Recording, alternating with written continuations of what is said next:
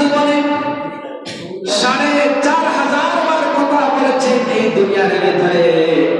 ভাইরা আমার, আল্লাহর নবী মুহাম্মদ রাসূলুল্লাহ সাল্লাল্লাহু আলাইহি ওয়াসাল্লাম মেরাজে গিয়ে আল্লাহর সাথে কথা বলেছেন।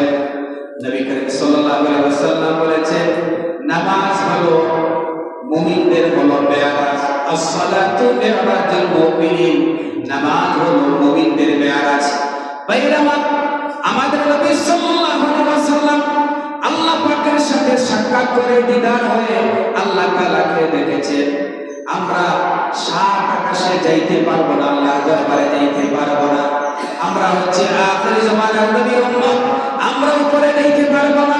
কিন্তু আল্লাহ পাক রব্বুল আলামিন আল্লাহর সাথে কথা বলার এমন একটা ব্যবস্থা করে দিয়েছেন। আমরা যদি দুনিয়ায় বসে আমরা যদি নামাজে দাঁড়াই, নামাজে দাঁড়িয়ে যদি আমরা নামাজ শুরু যদি করি, তাহলে আমাদের ভিতরে আল্লাহ পাক রব্বুল আলামিনের সাথে আমাদের কথা শুরু হয়ে যাবে। সুবহানাল্লাহ। মুসা আলাইহিস সালাম সাথে ৪,০০০ বার কথা বলেছেন, আমরা কি কথা বলতে পারবো না? আমরা কিন্তু প্রতিদিন ৫ ওয়াক্ত নামাজের মাধ্যমে কিন্তু আমরা কি করি? আল্লাহর সাথে আমাদের সাক্ষাৎ হয়, আল্লাহর সাথে আমাদের কথাবার্তা হয়। আমরা কিন্তু বুঝি না, আমরা বুঝি আল্লাহর সাথে যে আমাদের সাক্ষাৎ হয়, কথাবার্তা হয়, এগুলো আমরা বুঝি না। ভাইরা আমার, আল্লাহর কোন বান্দা যখন নামাজের মধ্যে দাঁড়ায় আর যখন নামাজে দাঁড়াইয়া আল্লাহর প্রশংসা দিয়া যখন নামাজ শুরু করে, বান্দা যখন নামাজে দাঁড়াইয়া বলে আলহামদুলিল্লাহি রাব্বিল আলামিন, সবাই বলেন আলহামদুলিল্লাহি রাব্বিল আলামিন।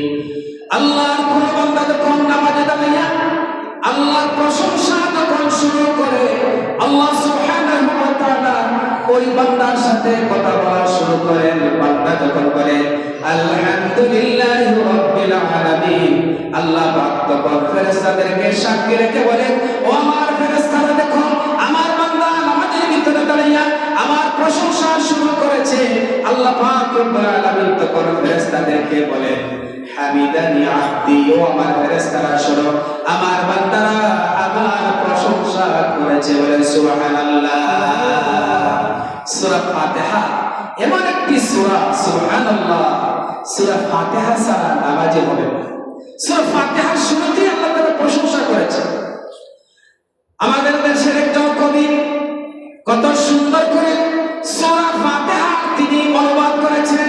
অনন্ত অসীম প্রেমময় তুমি, বিচার দিনের স্বামী, যতগুলো গান হে চির মহান তোমারে অন্তর জানি, দুলুকে বুলুকে সবারে ছাড়িয়া তোমারই চরণে করে লুটাইয়া। বলেন আল্লাহু আকবার। আমরা নামাজ পড়ি, কিন্তু নামাজের ভিতরে যে আমরা আল্লাহর সাথে কথা বলি, এই অনুভূতি কি আমাদের আছে? আমাদের কি আছে? যদি বলে আল্লাহু আকবার। ভাইরা আমার, একটা যদি চিন্তা করেন, মনে করুন আমাদের বাংলাদেশের প্রেসিডেন্ট সবচেয়ে বড় সম্মানী ব্যক্তি, এই সম্মানী ব্যক্তি যদি আপনাকে ইনভাইট করে, যদি দাওয়াত দেয়, তার বঙ্গভবনে দাওয়াত দিবেন, যে বঙ্গভবনে আপনার দাওয়াত, তখন আমাদের হুশ জায়গা থাকবে। প্রেসিডেন্টের সাথে কথা, এটা হুশ জায়গা থাকবে না, কত আনন্দিত। তখন যত দামি কাপড় আছে, সবচেয়ে দামি কাপড়, এইটা পরে আমরা প্রেসিডেন্টের সাথে সাক্ষাৎ করব, ঠিক না? কিন্তু দেখেন, আমরা যখন নামাজে দাঁড়াই, তখন আমার আল্লাহ পাক, দুনিয়া আখিরাতের মালিক, সমস্ত কিছুর মালিক, সে আল্লাহর সাথে কথা হবে, আল্লাহর সাথে দিদার হবে। আমরা যখন নামাজে দাঁড়াই, আল্লাহর কাছে সাক্ষাৎ করার জন্য আমরা আসি, তখন দেখবা সবচেয়ে ফসা যে জামা, যেটার কোনো ভ্যালু নাই, ঠিক না? ময়লা টয়লা জামা কাপড় এগুলো নিয়ে উস্কু পুস্কু বাদ দিয়া অসুবিধা দাঁড়াই গেল, ঠিক না?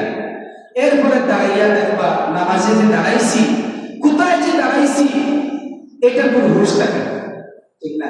মানে চিন্তা, কোন অবস্থা থাকে না আমাদের।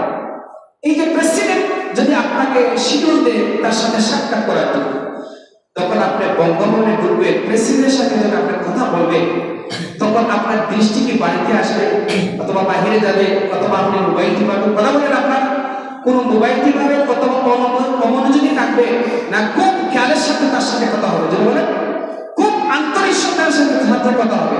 কারণ বাংলাদেশের সবচেয়ে সম্মানিত ব্যক্তি হচ্ছেন প্রেসিডেন্ট, তার সাথে কথা হচ্ছে, খুব ভদ্রতার সাথে আন্তরিকতার সাথে কথা হবে। আমরা নামাজে দাঁড়াই, আপনাকে মনে করতে হবে আমি যে নামাজে দাঁড়াইছি আমার আল্লাহর সাথে কথা হচ্ছে। আল্লাহু আকবার বলে বাইরে আমার। এরপরে বান্দা যখন নামাজের ভিতরে আল্লাহ পাকের যখন প্রশংসা করলো, শুরুতে আল্লাহ পাক বলেন আমার বান্দা নামাজে দাঁড়াইয়া আমার প্রশংসা করেছো বান্দা, আর কোন প্রশংসা তোমার জানা আছে কিনা? আমরা তখন নামাজের ভিতরে আল্লাহ পাকের প্রশংসা আবার বলি আর রহমানির রহিম। আল্লাহ পাক রব্বুল আলামিন বান্দার এই প্রশংসা শুনে সঙ্গে সঙ্গে তার ফেরেশতাদেরকে সাক্ষী রেখে বলে, আমার ফেরেশতারা শুনো, আমার বান্দা আবার আমার প্রশংসা করেছে।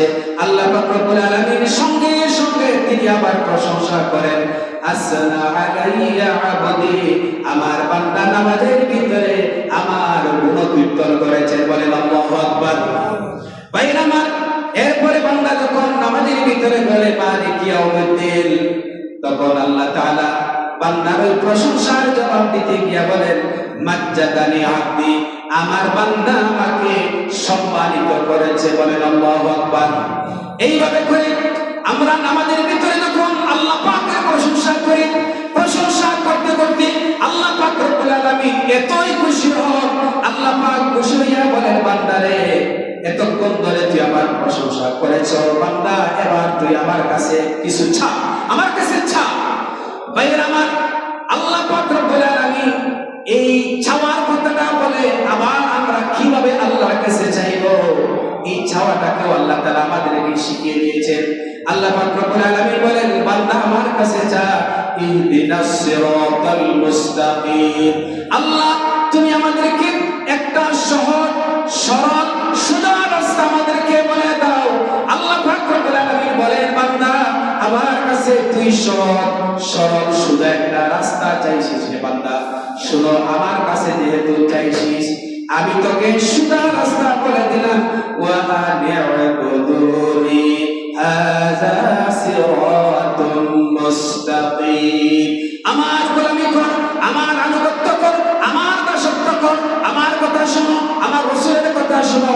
ইসলামের অনুসারী যদি হও, ইসলামের কথা যদি শুনে যদি তোমার জীবনকে পরিচালনা করতে পারো, এটাই হচ্ছে আমার সোজা রাস্তা।